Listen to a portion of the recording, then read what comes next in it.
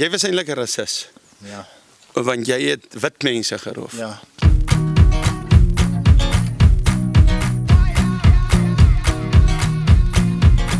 Maar hoor hier, jy het rowe gepleeg. So as jy nou by die ou kom, wanneer tel jy daai geld wat jy afgevat het? As ek eers by die huis kom.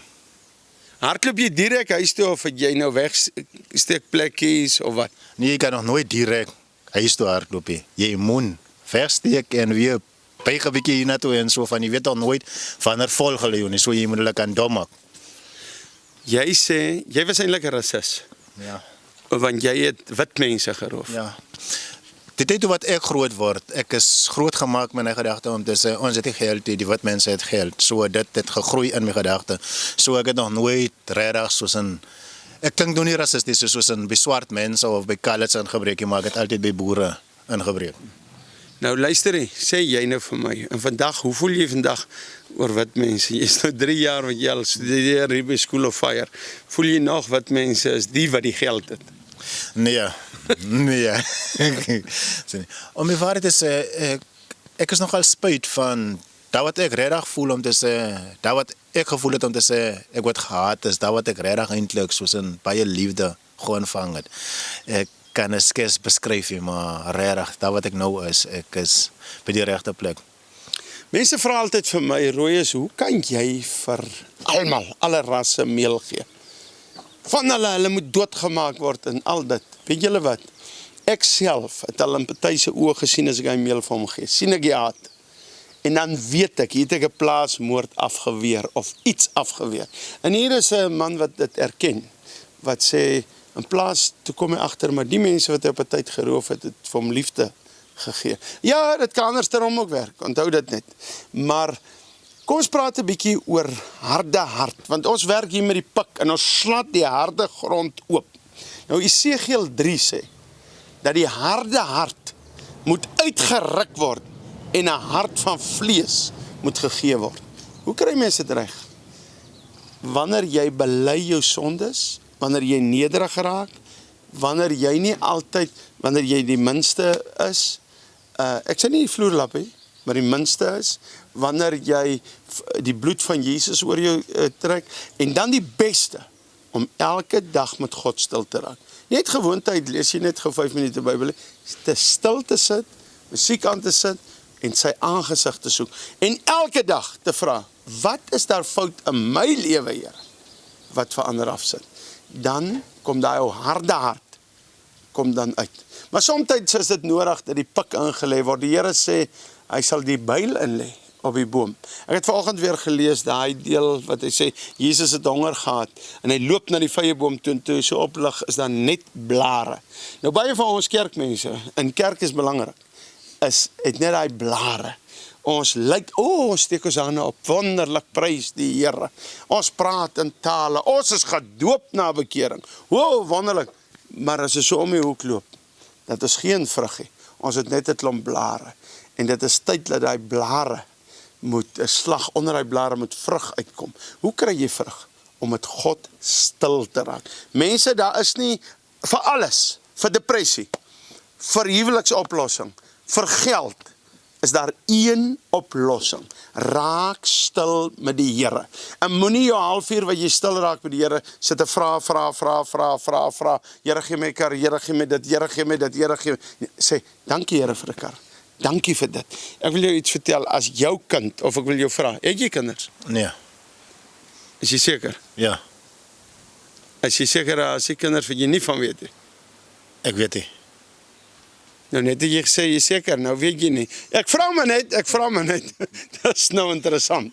Maar oké, mense, weet julle, as ons 'n pad loop, weet ons baie keer nie, want ons is sondige mense, maar Jesus se bloed was so skoon.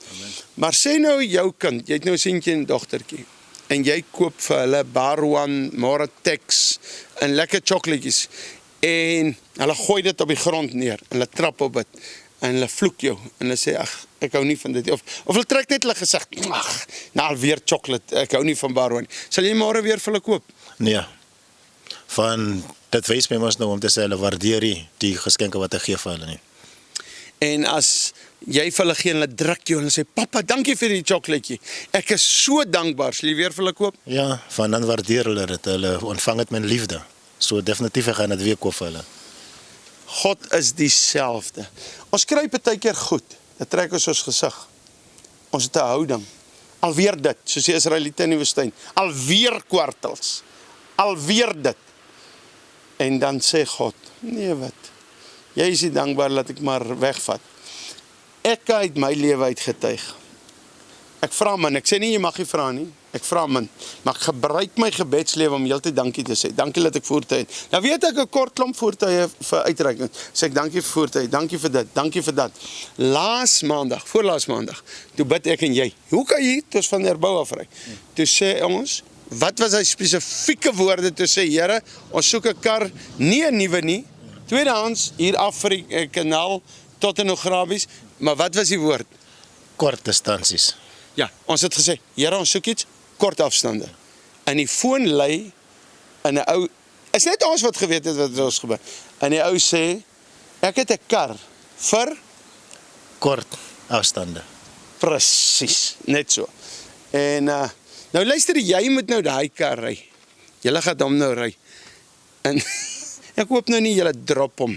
Soos party dorpe se karre drop mos nou die. En die seat word gedrop en teruggesit. Is die Here se kar. Ja. En hy kan mos nou nie hard 'n wêreldse musiek speel. Hy gaan hom vir die Here oppas. Ja, definitief. Van ons het hom gevra vir die Here en ek glo as die Here jou seën met iets, jy moet dit ook verartig waardeer. Nou wat gaan julle hier teen die groter rivier hierdie sitte afmaak? Waar gaan julle in die ander slaap? Hier is nie baie gastehuise nie. Jy is mos 'n evangelis. Julle slaap ons net in gastehuise en eet mos net pampoen en vleis van die tafel af. Is snaaks dat oom Roos my nou die vraag vra van vanoggend toe lees ek 'n skrif. Ek dink is Petrus wat vir Jesus gesê het ek gaan jou volg oral daar wat u ook gaan. En Jesus het gesê die jakkals het gaste en die voeltjies het neste, maar die seun van mens het nie 'n plek daar wat hom kop rus het. So wat ek wil eintlik sê, as jy werk vir die Here, moenie worry oor wat jy gaan drink of waar jy gaan slaap nie. Die Here gaan voorsien. Ek wil sommer vra, ons soek 12 besighede. Hulle gaan 10 dae in 'n maand uitgaan. Hulle is 'n span, groter rivier projek. Hulle gaan in 'n woonbuurt in, kry al die pastore, ons lei die pastore op en ons praat met pastore. Die aand slaap hulle in 'n shanty of binne 'n huis en dan gee hulle die 2 kilogram hoender en die aardappels en die eie en dan maak die mense vir hulle kos en hulle eet saam daar. Hierdie dag moet hulle maar net 'n broodjie eet en klaar. Maar ons soek 12 besighede wat 'n tank petrol, dit sal so 2 tanke petrol vir 'n karretjie wees 'n maand, want dit is kort afstande. Ja. En hierdie kos wat die span is maar 4 mense tot 5 op die meeste. En dan vir die huisgesin moet hulle sorg. Ons het klaar iemand gekry wat 1 tank petrol per maand gaan ingooi. En dan het ek iemand gekry wat klaar gesê het ek sponsor 1 hele maand. So jy kan my bel, my nommer is op die skerm en sê Rooi is die groot rivier projek. Wat is die onkostes? En dan sal ek met jou daaroor praat. Ons het 'n algemene koste uitgewerk wat mettertyd elke 2de jaar bande kan veroorsaak, die diens van die kar kan veroorsaak, want ons moet hom oppas in die Here en al die goed. Maar hierdie mense gaan nie in gastehuise slaap, hy gaan nie dit nie. Maar hulle gaan hulle 10 dae in 'n maand voluit gee. Is oor die 80 woonbuurte wat hulle in gaan werk verander. En ons gaan nie kerke stig nie, ons gaan die kerk ondersteun. Enigiets nog daarvan? Ja, ek wil net van die mense sê daar buitekant vir die luisteraars en die kykers nou, moenie opgee nie. Paulus sê, nou en dan lyk dit gelyk of jy is 'n dwaas, van baie mense kyk as jy 'n Christen is om te sê nee man, jy is net 'n dwaas, jy wil net aangaan, maar ek wil jou vandag sê, Paulus het die woorde gesê, ek is 'n dwaas vir Christus, ek is swak en sonder eer, ek was sleg gebehandel, soos die minstens van almal, soos die skyn van die aarde, maar kyk, 'n regverdige se lewe is soos lig teen dagbreek. Dit word al hoe helder tot 'n volle dag. As daar mense is wat hom nou herken, toe hy die gant in jou kop gedruk het, kom 'n bietjie uit, laat ons hom hof toe vat, laat ons hom lekker toesluit. Is mos reg? Dit moet mos gebeur. Ja, ek glo om te sê, al het ek my sondes gebely, maar enige ding wat gaan kom na my toe, ek moet ook kan staan vir dit. So ek wil maar net vir julle ook sê, ek is jammer en julle moet vergeet en vergewe. kyk of vandag sê, maar as jy voel hy moet tronk toe gaan, dan vat ons hom. Ek wil hom persoonlik vat. Nee, weet julle wat? 'n Mens moet jou straf moet jy uitdien. En as elkeen net sê ek bekeer en aangaan, dan gaan dit nie werk nie. Maar soms weet 'n mens wanneer iemand dit werklik gedoen het. Nou daai laaste bank wat jy beroof het, ek en jy moet nog die geld deel. Onthou jy? Ja. Ons kan niet te veel praat van die, van de die andere kant. As dit net die ander kant. Daarby is mens 'n oom wat die naby bly. Ja. Soms moet niet te veel praten. Nou, maar ons praat sommer nou so klein bietjie nonsens hier so. Luister hierso, mense asseblief, jou harde hart kry jy net sag om by hom te sit.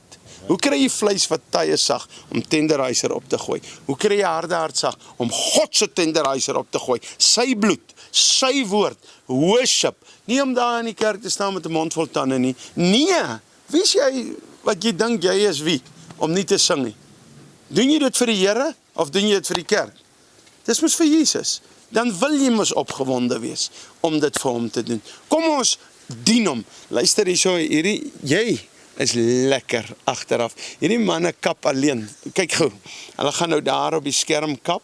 My nommer is nou op die skerm terwyl hulle kap.